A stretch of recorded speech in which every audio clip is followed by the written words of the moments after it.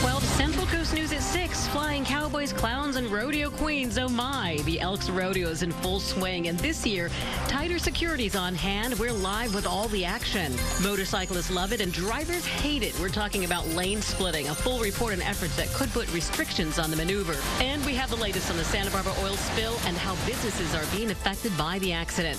KCOY 12 Central Coast News at 6 starts right now. Largest news team on the Central Coast with important local coverage. This is KCOY 12 Central Coast News at 6 o'clock. Good evening and thanks for joining us. I'm Paula Lopez. And I'm Scott Hennessy. We start this half hour with the Elks Rodeo and the tight security that goes along with it. No guns, no knives, no fights, and checkpoints at the front gate. And we have team coverage of the entire event. Dave Valley is live at the rodeo. He's got highlights from the day's events. First, though, let's begin with Natalie Tavidian. She's at the Security Dispatch Center. Natalie. Make sure you guys are speaking up so we can hear you over the music and over the sound of the rodeo. Well, Scott and Paula, I'm at the dispatch center right now, and this is where all the communication happens among all of the different agencies, from emergency crews to the highway patrol, and that communication is very important to make sure that people stay safe and things flow smoothly. And they're monitoring the parking lots, right here. the entrance so the people gate, will come through the gate all right the here. way up to the Elks camp area, covering a lot of ground. The Elks members come up here. We're staying here. Darlene Torres is with the Santa Maria Elks. This year, she's serving food for all the campers. I see security. That's important for overnight campers. Allen Hancock College helps us with our medical. Carl Daughtry with Central Coast Public Safety says 15 officers are on duty day and night. He says last year there were a lot of fights, but says those problems are now in the past. We had several fights last year that we took care of, but we had sheriffs on site, CHP assists us, probation, parole, Santa Maria PD, City Park Rangers for Santa Maria. So everybody was here keeping it safe. Daughtry says keeping every law enforcement agency on the same page helps prevent issues from getting out of hand, and says he's confident families will have a safe time. When you put alcohol and men together, you know, some things spark, and they're right on top of it. There was never a shortage of officers around, and like I said, what we saw brewing was addressed immediately. And if people lose their kids, this is where security will bring them, and EMT is also around. Live at the Santa Maria Elks Rodeo, Natalie Tavidian, KCOY 12 Central Coast News. Thank you, Natalie. The rodeo always features top-notch entertainment, including specialty acts that vary from year to year. Dave Valley is live at the rodeo to show us what's new for the rodeo this time around. Yeah, hi, Scott. When you think the rodeo, you probably think of events like bull and bronc riding, steer wrestling, mutton busting, team roping, all those traditional events. What you probably don't think of is freestyle motocross. But you know what? At this year's rodeo, the Flying Cowboys are changing that perception. The motorcyclists perform gravity-defying jumps complete with twists, flips, spins, and even pyrotechnics. The duo is part of Cotton Rosser's Flying U Rodeo. They travel the circuit and give a little twist to the traditional rodeo format. And from the reaction from the crowd they receive each night, the Flying Cowboys, they are a big hit. It's about stoking the crowd out. They come out and spend their hard-earned money, so it's cool to get back to them and just shred up for them and have fun riding. The crowds always love it because they're not expecting to see dirt bikes at rodeos. A lot of them haven't even ever seen freestyle motocross.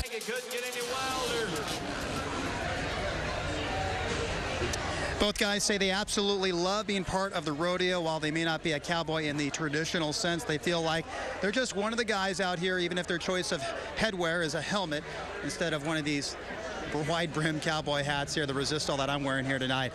Now, the Flying Cowboys, they do close out the rodeo each and every night. They'll do so a little after 9 this evening. It's a great show. If you aren't coming out tonight, make sure you get out here on Saturday or Sunday. By the way, Matt Byton, who we heard from there, is a 4-time gold medalist at the X Games. In fact, he's going to leave the Flying Cowboys for a short while, go to Austin, Texas, and take part in this year's X Games, which start in 1 week from today. Reporting live in Santa Maria, Dave Valley, KCOY 12, Central Coast News. A very exciting addition to the rodeo. Thank you, Dave. New restrictions could soon be put in place for motorcyclists who zoom past you when you're stuck on the freeway. Motorcyclists use the maneuver all the time, sometimes at high speeds. KCOY 12's Corey James has more on the proposed law. It's a familiar sight for some drivers. motorcyclists going in between cars that are moving slowly during rush hour. Every time I see them lane split or they go between two cars, I say a prayer for them. Patrick Ortiz tells me that's something he started doing after his nephew became a quadriplegic from a motorcycle accident that happened 35 years ago.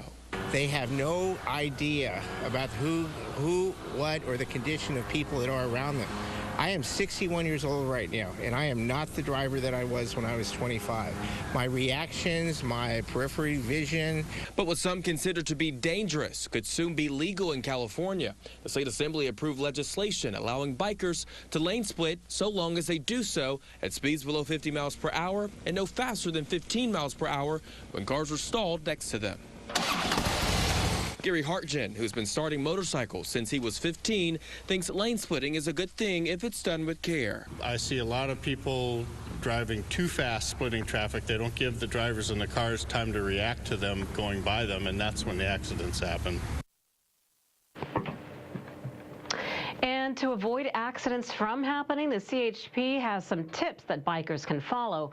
Make eye contact with drivers when possible to avoid being hit. Be noticed and be visible by staying out of blind spots.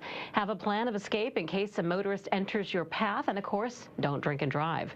The lane-splitting bill right now is heading to the state Senate. The sponsors of the bill say the practice should be legal so the state can offer safety guidance tips. We have new information tonight in the South Coast oil spill. Take a look at this map. It's tracking where oil has been spotted along the coast, and the red is where there's a heavy presence of oil. You can see the red at Refugio where the spill was, and also at Coal Oil Point in Isla Vista. Yellow and green is light oil, and blue is no oil at all. Here are the latest details on the recovery efforts. More than 900 people are working on the beach and in the water. Tar balls recovered in Ventura County beaches have been recovered and will be tested to see if they're coming from the spill. A team of divers from UC Santa Barbara was in the water yesterday looking for oil that settled on the seafloor, and they found it. These are oils that are very adhesive. They're Monterey crude oils. They have a high level of adhesiveness to different materials. So coming out on the beach, you would expect that some of this material will stick to sand, and that sand acts as a form of ballast that can bring the oil down to the seafloor. So all along, we've suspected that some amount of this oil may have submerged to the seafloor. Experts say they will remove anything they can without disrupting or digging up the seafloor. Well, the Refugio oil spill has not only caused tremendous amount of damage to the ocean, but now it's starting to affect some local businesses. As KCOY 12 reporter Senere de los Santos found out, businesses are canceling their fishing trips. Sea Landing, this is Jamie. Since 1967, the Stardust Sport Fishing Company has been the ride for people who want to spend a day fishing in the ocean. Really yummy rockfish, whitefish, sheephead, bass, barracuda, all kinds of good stuff that we have here. And we have food for you on board, and we'll fillet your fish for you, and you come home with a big fat bag of fish to feed your friends. After nearly 50 years, Stardust Sport is taking a hit. After the oil spilled, folks started canceling their reservations. People are very timid to come out right now. There's a lot of concern as to whether the fish we're catching is healthy, and it is. We're fishing many other spots. Santa Rosa Island is where Stardust boats usually take their customers, but if weather doesn't permit, their second option used to be Refugio and El Capitan, very productive fishing spots. Since we can't go there, we're going further up the line, more closer towards Point Conception, to an area called San Augustine. It's a longer run. It's a little less fishing time for our anglers, but the quality of fish is great, and it's above the spill, so we don't have any of that downwash. Did you guys catch a lot of fish? Oh, yeah, we did good. These are the fish. No oil out there, no. We just had a great day today. We haven't noticed anything out of the ordinary. No fish have had tar on them. The boat hasn't come back unusually dirty, and everybody's just been having a really good time. Senere de los Santos, KCOY 12 Central Coast News. And remember that sea lion we reported stabbed with a spear? Well, now the government is offering a reward to catch whoever attacked it. The animal was spotted last weekend and rescued earlier this week. Investigators believe someone speared the animal on purpose. Now there's a $2,500 reward to catch the person responsible for the attack, but that reward might grow. More people are adding money to that pot to encourage anyone with information to come forward. Anyone with information is asked to call NOAA, and we will provide that number to you on our screen now, 800-853-1964. Well, an update on a horrible story we reported back in January when it appeared a homeless man was set on fire.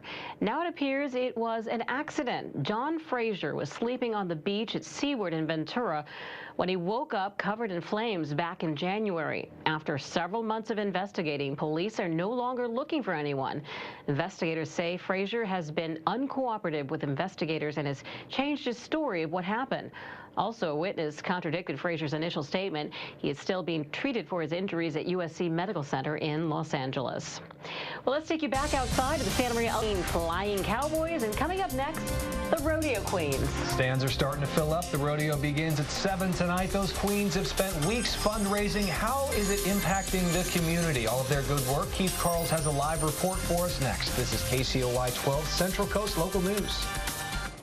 Live, Paula Lopez, Scott Hennessy, meteorologist Jason Stiff, and Mike Clan Sports. KCOY 12 Central Coast Local News, live at 6.